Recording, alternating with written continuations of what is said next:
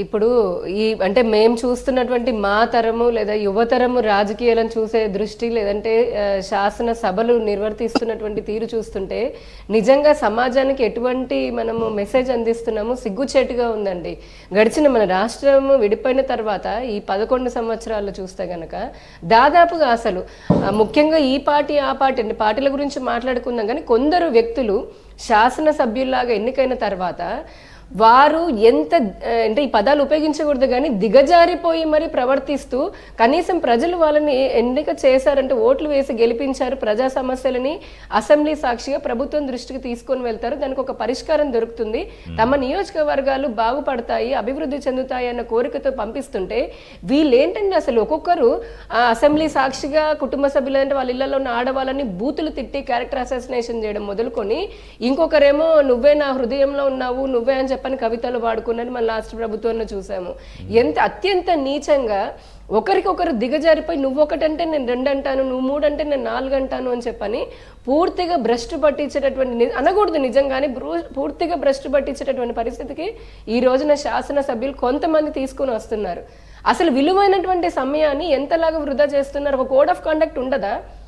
ఇప్పుడు జగన్మోహన్ రెడ్డి గారిని తీసుకోండి, ఆయన అసెంబ్లీకి వెళ్ళనని అనుకుంటే ఆయన మెంబర్స్ని ఎవరైనా నేను వెళ్ళనియను అనుకుంటే ఇంకెందుకయ్యా నువ్వు ఎన్నికల్లో నించుంటున్నావు?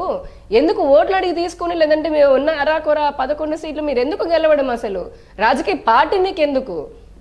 అంటే ఏ మాత్రము విలువ వ్యవస్థల పైన అనుకున్న చట్టబద్ధమైనటువంటి రాజ్యాంగబద్ధమైనటువంటి వ్యవస్థల పట్ల కూడా ఎటువంటి విలువ గౌరవం లేనటువంటి వ్యక్తులు ఈ పార్టీ అనే కాదు ఇంకా కొంతమంది కూడా ఉన్నారు విడిగా. అందుకే చెప్తున్నాను ఈ పార్టీ ఆ పార్టీని కాకుండా ఓవరాల్గా చూస్తే భారతీయ జనతా పార్టీ ఇటువంటి సంస్కారహీనవంతమైనటువంటి భావజాలని పూర్తిగా వ్యతిరేకిస్తాం.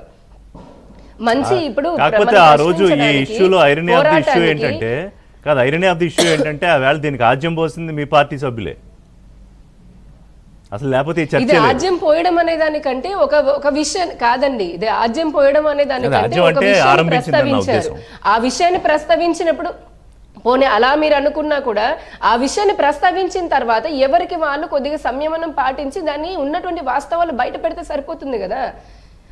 అక్కడేదో ఆయన మొదలు పెట్టారని చెప్పని ఈయన నిన్న లండన్ లో తిరిగేసి వచ్చి ఆ ఉన్న చిన్న మెదడు కాస్త ఇంకా చిన్నగా అయిపోయిందో ఏమో మరి నాకైతే తెలియదు కానీ అంటే మిగతా అంశాలు కూడా ఆయన నిన్న పెట్టిన ప్రెస్ మీట్ చూస్తే పాపం మరి ఎటువంటి ఇబ్బందులు అక్కడ పోయి ఏం ట్రీట్మెంట్ చేయించుకొని వచ్చారో ఇంకేమి ఇబ్బందులు పడుతున్నారో మానసికంగా ఆ మెదడుకి సంబంధించి అయితే అర్థం కావట్లేదు. ఎందుకంటే ఒక మాటనేమో వాళ్ళ నాయకులు ఒక మాట మాట్లాడతారు, ఈయన వచ్చి ప్రెస్ మీట్ పెట్టి అది కాదని అన్నారు.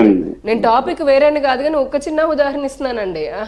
కల్తీ మద్యం గురించి ఆయన అంటాడు అక్కడ ఒక పక్క జోగి రమేష్ ఏమో ఈయన మా బజార్లోనే ఉన్నాడు నాకు చిన్నప్పటి నుంచి తెలుసు అంటే జగన్మోహన్ రెడ్డి గారు నిన్న ప్రెస్ మీట్ పెట్టి ఆయన అంటాడు ఈయనకి ఆయనకు అసలు సంబంధమే లేదు, ఆయన గూగుల్ అని చెప్పని మాట్లాడదాం. నెక్స్ట్ ఇష్యూ ఎలాగో ఉంది అది చెప్తాను మళ్ళీ గూగుల్ దాని గురించి మొన్నటని చెప్పని నిన్ననేమో చెప్పి క్రెడిట్ నాకే ఇవ్వాలని చిన్నపిల్లల చాక్లెట్ గురించి కొట్లాడినట్టుగా ఇంకా ఏమంటే ప్రజలు కొంచెం వినరు కానీ లేదంటే జగన్మోహన్ రెడ్డి గారు ఆకాశంలో నక్షత్రాలు కూడా నా వల్లే మెరుస్తున్నాయని చెప్పుకుంటాడండి ఆయన. అటువంటి పాపం అంటే అధికారం కోల్పోయేటప్పటికి ఆయన చేసినటువంటి 5 సంవత్సరాలు ఐడెంటిటీ క్రైసిస్ రావడమే కాకుండా ఇప్పుడు అభివృద్ధి మా కూటమి ప్రభుత్వం చేస్తున్నప్పటికీ ఒక రకమైనటువంటి రసాయనాలు చాలా బలంగానో బలహీనంగానో పనిచేస్తున్నట్టున్నాయి. పాపం ఆ కన్ఫ్యూజన్ లో కొట్టుమిట్టాడుతున్నారేమో అని అనిపిస్తుంది నాకైతే. అంటే కాంట్రడిక్టింగ్ స్టేట్మెంట్స్ నేను చెప్పట్లా మీరు చెప్పట్లా వాళ్ళే చెప్పుకుంటున్నారు కదా. అవును ఆ ఇష్యూలోకి వద్దాము. ఇది అయిపోయిన తర్వాత డేటా సెంటర్ అలాగే మద్యం గురించి మాట్లాడదాం. విద్యాసాగర్ గారు, సో ఒకటి మీ party MLA senior MLA Balakrishna